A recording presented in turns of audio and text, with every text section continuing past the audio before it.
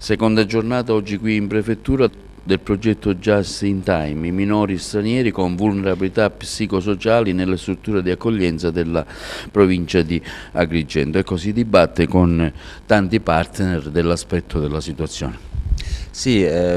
come sapete probabilmente Agrigento è terra, come tutta la Sicilia, è una terra di sbarchi in cui transitano tanti minori e tanti minori stranieri non accompagnati, cioè minori che sono senza famiglia, e questi minori sono presi in carico da delle strutture di accoglienza che ne ospitano spesso diversi per periodi anche talvolta piuttosto lunghi.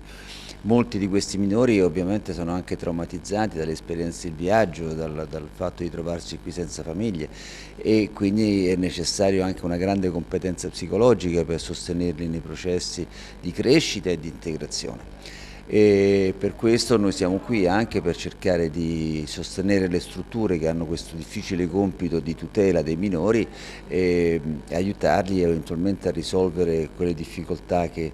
si possono avere appunto, nella gestione e nel dare sostegno a questi ragazzi. Se oggi presente a questa iniziativa, a questo importante confronto, lei interverrà sulla presentazione del questionario sviluppato dal progetto Just in Time per la specifica mappatura delle strutture che accolgono i minori stranieri nella provincia di Agrigento. Ecco una sintesi del suo intervento, prego. Ok, il mio intervento appunto è rivolto alla presentazione a chi interverrà delle strutture di accoglienza per minori di questo questionario che è stato costruito con l'obiettivo di mappare i minori presenti all'interno delle strutture, ma non soltanto, anche capire che tipo di vulnerabilità psicosociali i minori sono portatori all'interno delle strutture e di come le strutture possono essere sostenute sia nella gestione stessa dei minori ma anche nel raccordo con i servizi territoriali presenti appunto. Partecipo oggi a questo incontro, ecco, il suo tema è l'assistenza legale dei minori stranieri non accompagnati. Ecco, come legale chiaramente lei approfondirà il sistema da un punto di vista appunto legale. Sì, perché per lunghi anni in Italia non è esistita una normativa che si occupasse dei minori stranieri non accompagnati, nonostante sia la categoria dei migranti con maggiori forme di vulnerabilità. Finalmente l'anno scorso, nel 2017, la legge 47 del 2017 si è occupato di disposizioni relative appunto ai minori stranieri non accompagnati, nell'obiettivo di realizzare un sistema di accoglienza supportato chiaramente dalle norme che possa maggiormente tutelare questa categoria di vulnerabili. Ha delle caratteristiche particolari, ribadisce il principio di non respingimento alla frontiera del minore straniero non accompagnato, un sistema di maggiori garanzie rispetto a quelle precedentemente vantate, che poi sono quelle dei minori, che rimangono comunque, sono quelle dei minori stranieri, dei minori italiani e dei minori appartenenti all'Unione Europea, quindi i diritti soggettivi spettanti a questi restano nell'ambito del minore straniero non accompagnato, ma sarà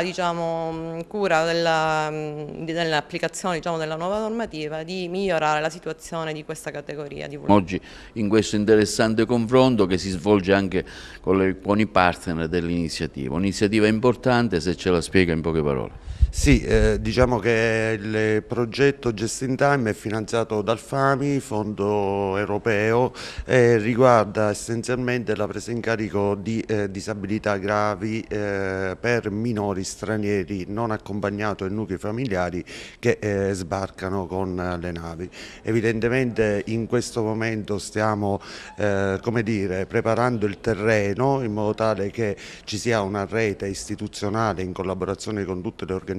che da anni comunque lavorano in questo settore, pronte a farsi carico della disabilità psichica che, come capirà bene, è un problema che si aggiunge alla vulnerabilità di queste persone. Oggi ci sono proprio i partner